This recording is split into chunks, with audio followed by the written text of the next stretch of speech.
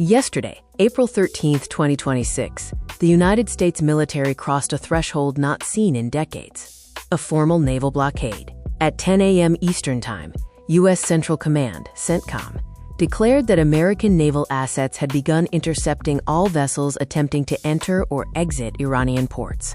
This isn't a selective measure. It covers every major terminal on both sides of the Strait of Hormuz, spanning the Persian Gulf and the Gulf of Oman. The move follows the high-stakes collapse of peace talks in Islamabad just 24 hours prior. That failure effectively shattered the fragile two-week ceasefire that had allowed a minor flow of energy exports to resume. Taking to social media to confirm the escalation, President Trump stated, "Right now we have a blockade. They are doing no business." He paired the announcement with a stark kinetic warning, noting that any Iranian vessels challenging the line would be immediately eliminated. As oil prices surge and a shipping industry already paralyzed by 6 weeks of tension enters uncharted waters, the world is bracing for the fallout. Welcome to this special edition of Trade and Shipping Explained. We know you were expecting our deep dive into the $140 million world of VLCCs today, but the gravity of this geopolitical pivot demanded our immediate attention. Don't worry, the titans of the oil trade will be our very next stop. In this episode, we are stripping back the tactical noise to understand the core of the crisis, what a naval blockade actually is under international law, the specific operational goals of CENTCOM, and the high-stakes reality for every shipowner and insurer currently caught in the crosshairs of the Persian Gulf. Let us start with the basics. What is a naval blockade? A naval blockade is the use of naval forces to prevent ships from entering or leaving a port, coastline, or maritime zone belonging to an enemy state. It is a tool of economic warfare designed to strangle a country's trade, cut off its export revenue, and pressure it into changing its behavior. Think of it like a siege, but at sea. Instead of surrounding a castle with soldiers, you surround a coastline with warships. Nothing goes in, nothing comes out. Under international law, specifically the San Remo Manual on the Law of Naval Warfare, a lawful blockade must meet 3 conditions. First, it must be declared formally announced to all parties and neutral nations. Second, it must be effective, meaning it is actually enforced, not just announced. Third, it must be applied impartially. It cannot selectively target certain countries while letting others through. Critically, under international law, a blockade is considered an act of war. It is a belligerent measure. And that distinction between a blockade and, say, sanctions, matters enormously for how other countries are legally permitted to respond. Before we go further, it is important to understand the difference between what Iran did and what the United States is now doing, because they are legally and operationally very different things. What Iran did starting on the 28th of February was a de facto closure. Iran never formally declared a blockade. It did not announce it through official legal channels. Its Revolutionary Guards broadcast warnings over ship radio and said that vessels attempting to transit would be targeted. They also began charging a toll, reportedly over $1 million per ship to cross. Under international law, specifically the UN Convention on the Law of the Sea, known as UNCLOS, what Iran did is illegal. The Strait of Hormuz is an international strait. All ships have the right of transit passage. That right cannot be impeded by any state, including Iran. Iran's toll charging was also illegal. UNCLOS Article 26 prohibits charges levied on ships simply for passing through a strait. What the United States is now doing is different. The U.S. has formally declared a naval blockade through a presidential proclamation and a CENTCOM statement. It is targeting specifically Iranian ports and Iranian coastal areas. CENTCOM has explicitly said that vessels transiting the Strait of Hormuz to non-Iranian ports will not be impeded. In plain terms, Iran's action was, "No one may use our strait unless we allow it." The U.S. response is, Iran cannot use the maritime system at all, but everyone else can.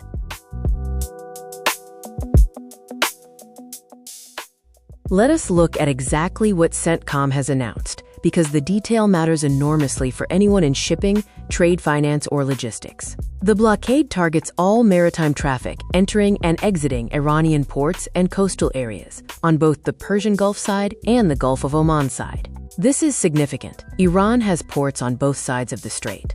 Bandar Abbas, Iran's largest port, sits inside the Gulf. Chabahar, its Indian Ocean port, sits outside. Both are now blockaded. CENTCOM has advised all vessel masters to monitor Notice to Mariners broadcasts, the official safety bulletins issued by naval authorities, and to contact U.S. naval forces on Radio Channel 16 when operating near the Gulf of Oman and the Strait approaches. This is the channel all commercial vessels monitor at sea. The U.S. Navy is effectively telling merchant captains, "Talk to us before you come anywhere near this area." How is the blockade physically enforced? U.S. Navy boarding teams, typically 10 to 14 personnel, will approach vessels believed to be headed to or from Iranian ports and intercept them. Each team includes a qualified officer who can take command of the vessel and divert it to an anchorage or a port for detention. Analysts estimate that at least 6 U.S. destroyers operating inside the Gulf are needed to enforce the blockade effectively, 2 actively conducting boardings at any given time, with 4 others providing protective cover against Iranian drone and missile threats.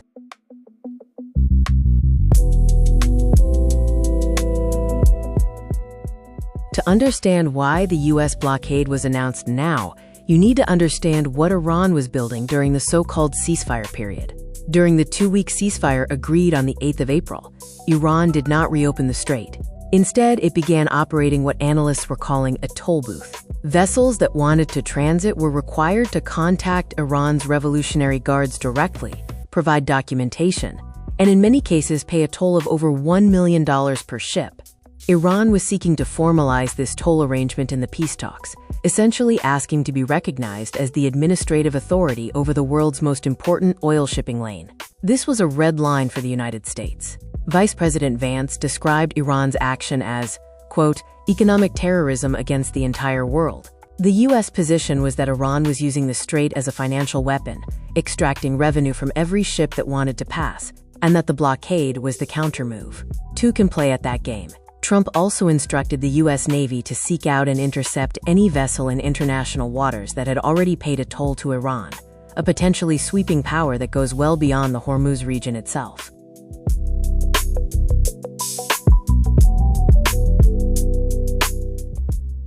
Now let us bring this back to the core subject of this series. What does the U.S. blockade actually mean for marine insurance? First, the escalation effect on war risk premiums.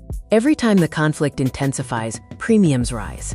We have already seen war risk additional premiums for the Gulf spike from 0.25% of hull value to over 5%. The declaration of a formal naval blockade, which constitutes an act of war under international law, will push underwriters to reassess risk once more. Vessels operating anywhere near the Gulf can expect further premium increases, regardless of their destination. Second, the interdiction risk. If a vessel is boarded and detained by the U.S. Navy because it is suspected of trading with Iran, this creates a new insurance question. Is the vessel's detention covered under war risk hull, under P&I, or under neither? Most standard war risk policies cover detention by enemy state forces. But detention by a friendly military acting under a blockade order, this is legally untested territory.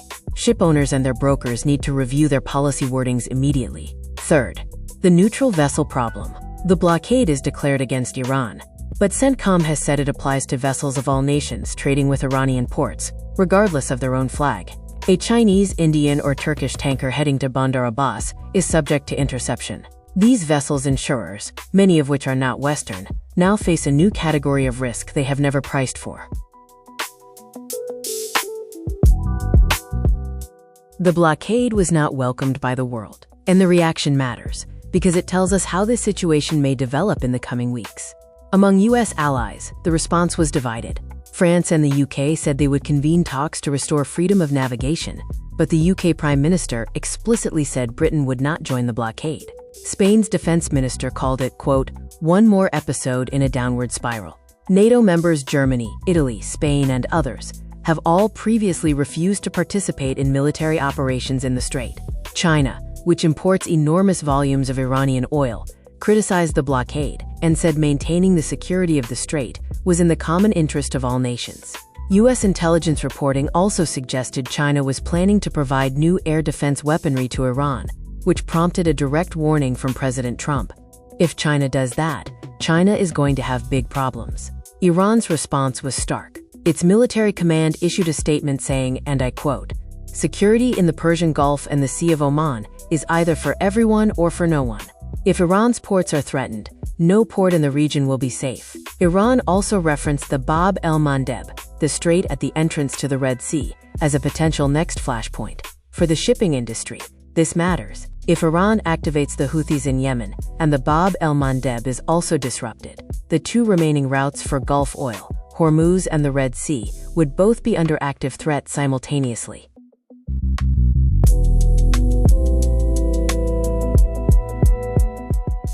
Let us look at what this means on the ground, or rather on the water.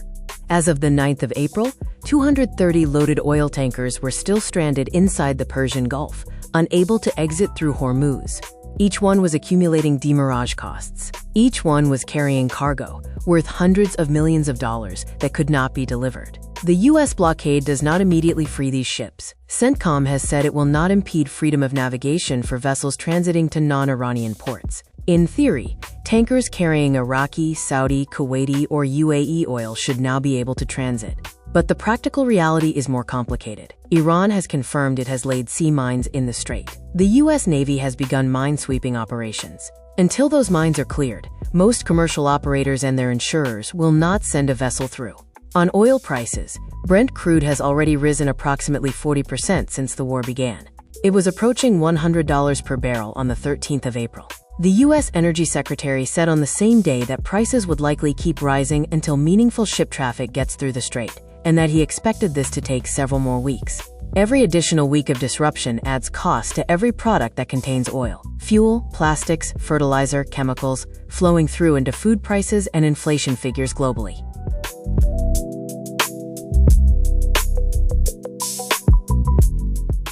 So let us bring all of this together. A naval blockade is the use of military force to prevent all ships from trading with an enemy nation's ports. It is not a sanction. It is not a trade restriction. Under international law, it is an act of war. Iran's closure of the Strait of Hormuz from the 28th of February was illegal under international law. It violated the right of transit passage guaranteed to all nations. The U.S. CENTCOM blockade of Iranian ports, declared on the 13th of April, is a formally declared belligerent measure, legally different, but a major escalation. For the shipping and insurance industry, the blockade creates three new risks on top of everything we have covered in this series. Escalating war risk premiums, uncharted legal territory around U.S. naval interdiction, and the exposure of neutral flag vessels to a conflict they are not party to. The 230 loaded tankers still stranded in the Persian Gulf are not free yet. The mines are still in the strait, and oil prices are still rising. This is a story that is still unfolding, in real time, and this channel will keep covering it as it develops. If this series is helping you understand the business and legal mechanics behind what you are reading in the news every day, please subscribe to Trade and Shipping Explained on YouTube. Follow us at @TNS Explained so you never miss an episode. And share this video with anyone in your network who works in shipping, trade finance, insurance, or logistics, because this is the context they need right now. In our next episode, we turn our focus to the Titan at the epicenter of this crisis, the VLCC. Standing for Very Large Crude Carrier, these are the ultimate heavyweights of the ocean. We're going to break down their staggering scale, the $140 million price tag to build them, and the complex web of insurance that keeps them afloat. Most importantly, we'll explain why the loss of just one of these vessels in the Strait of Hormuz would trigger a catastrophic chain of claims reaching into the hundreds of millions of dollars. That's episode 4, arriving in just a few days, only on Trade and Shipping Explained.